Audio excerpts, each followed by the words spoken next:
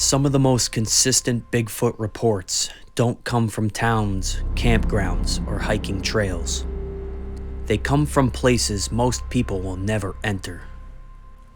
For most people, the word Bigfoot brings a smile, a joke, a punchline. Something placed comfortably alongside campfire stories and late-night television. Distant, harmless, and unreal. But for a smaller group of people, the word carries weight. Not excitement, not curiosity, but discomfort. Because they didn't go looking for a legend, they didn't want an experience, and they didn't come away entertained.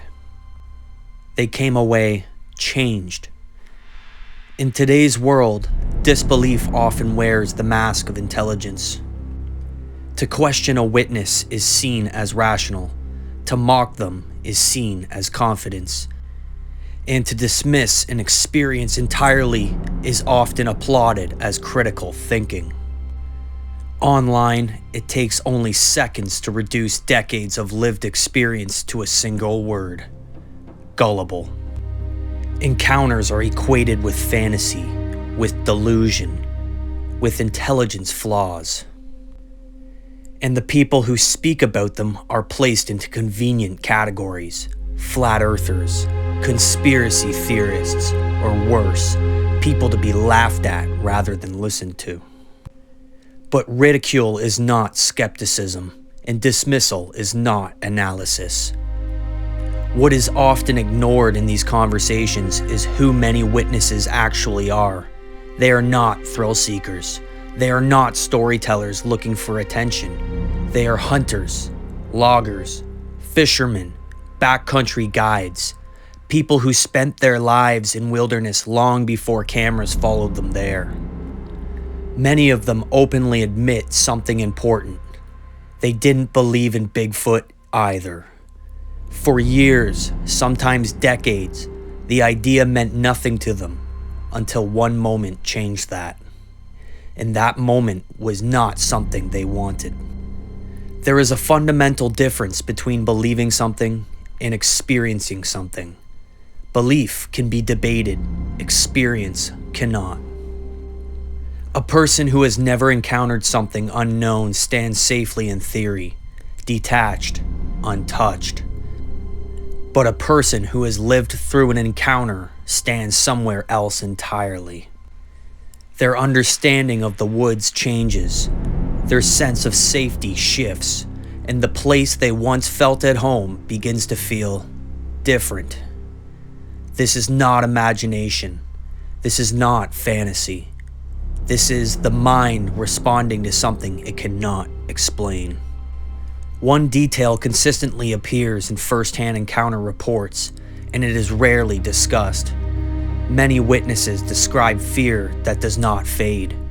Not excitement, not wonder, fear. They avoid certain areas. They lose sleep. They hesitate to return to places they once loved.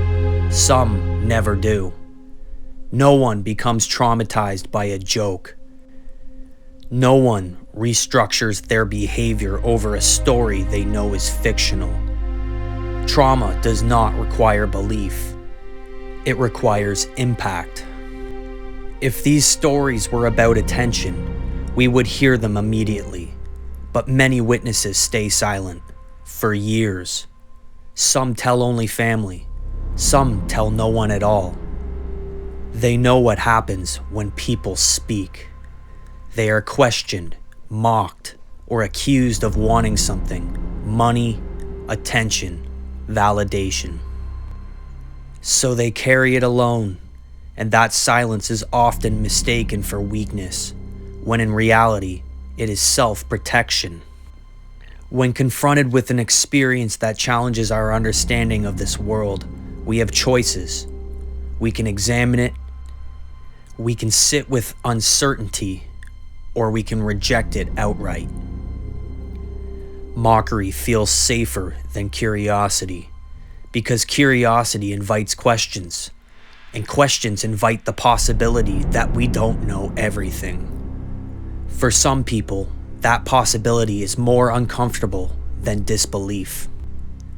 This is why encounters reported by experienced wilderness professionals matter, not as proof, but as context. This is also why figures like Les Stroud provoke such intense reactions.